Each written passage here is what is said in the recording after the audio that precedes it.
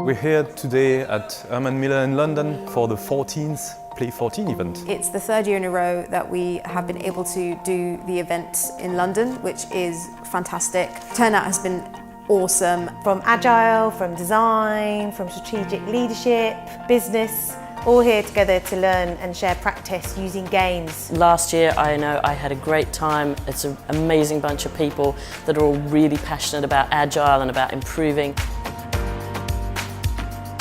It's very free form. The open space and the marketplace allow people to have fun.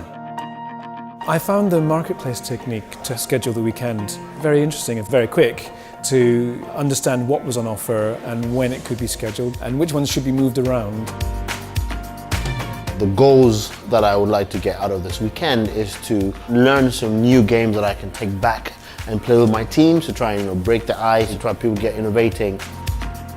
I can understand games with balls and tennis. We're doing business thinking, but in a different kind of way. It is what you put into it, you can get out of it, so I decided that I would make a concerted effort to bring the games that I really wanted to try out and get good feedback on them.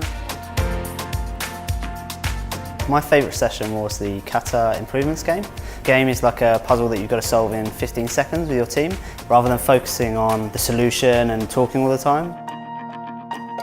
I ran Once Upon a Time in Legoland. It's co-created by Jeff Watts and Paul Goddard, and it's a brilliant game which exemplifies iterative software development and Scrum. You have to create a storyboard using Lego. You start to really carve out the real learnings, and it's great that people are able to extract the point of the game.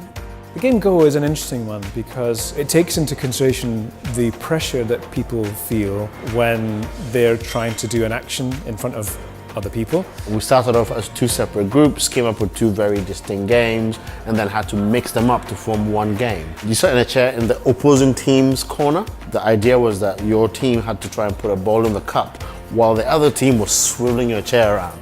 It was really interesting to see the power of self-organisation with very little instruction and with just the materials around us. In my own sessions, it wasn't so much the game that I bought, it was the conversation afterwards that changed the game, that modified it, that unexpected element that you get so much out of. You just got to come with an open mind. Learning through doing and through play is a fun way to engage your teams, and it drives home really powerful messages to them. We're getting our message out there, people are enjoying the weekend, people are really gaining something out of coming to Play 14, and that's what we intend to carry on doing for years and years to come.